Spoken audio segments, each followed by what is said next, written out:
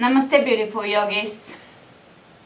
Today I'm going to show you a quick step-by-step tutorial on how to do Firefly pose, Tittibhasana. We did it a few times in the last few classes, and some of you have been asking how to work towards this pose.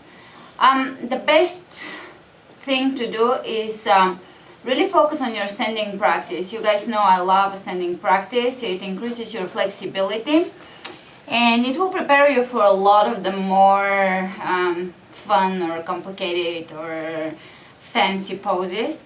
So work on your warrior two so that you can work on your inner thigh flexibility.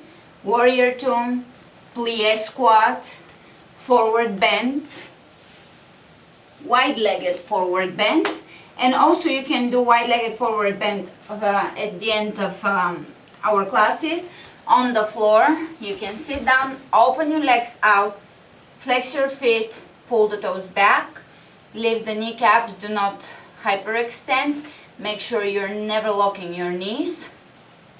And you can work your way forward up until, if you can, work towards bringing your chest and your actually belly even down on the floor. You're actually working towards bringing the belly on the floor rather than the chest, because if you bring the chest you may be rounding your back and you really want to maintain your spinal curve. Now once you're here, you can actually, once you're down and you are stretching on the floor, you can go somewhat deep in the pose. You don't have to be completely on the floor, your chest and your belly, but work with this pose. When you're bending forward, you want to anchor your sitting bones back. So you're not rolling forward, your thighs are rolling forward. No, you are flexing, contracting your quadriceps,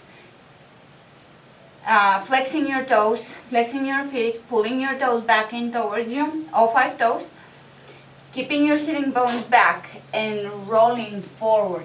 So you're effectively stretching the inner thighs and your hamstrings.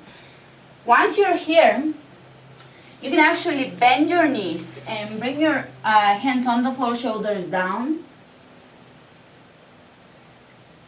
And you can stay here for a while. This is going to help you develop the flexibility that you need for this pose. Now, the strength and balance that you need for the pose, you're going to develop during chaturanga, crow pose, even downward facing dog. So to continue on this pose, you're going to take wide stance, feet pointing forward, and you're going to go into a forward bend, hands on the floor. Now here you can walk your feet in and work your shoulders in underneath your knees. From here, hands on the floor, and you're going to lift off here. And this is pretty easy even for a beginner. You're just going to stay here. You can wrap your feet around each other and stay here for a while just to build the strength, balance, the wrist mobility, wrist strength. Spread the fingers open. Once you're here, you're going to start working on opening the legs slightly. Maybe for a while you'll be here, for a while you straighten and be here, and just work on that stage of the pose. Once you feel that you have the flexibility and strength to go into the full expression of the pose, you are going to work your shoulders as far back behind your knees as you can, and you're going to walk your feet towards each other. From here, you are going to look up and straighten the legs. This is essentially the same pose, only we're doing it in an arm balancing way. Now you can have fun with this pose. Once you're here, you can bring one leg behind and then the other and go into crow, and you can jump into chaturanga, you can play with it. So that's about it. Work on your standing practice. 1. Work on your forward bends, wide-legged forward bends. Once you're deep into a forward bend, work on bringing the shoulders behind. Even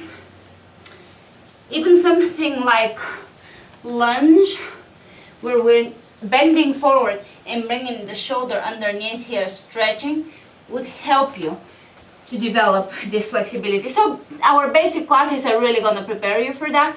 Stick with the classes and be patient, you're going to get there. Let me know if you have any questions.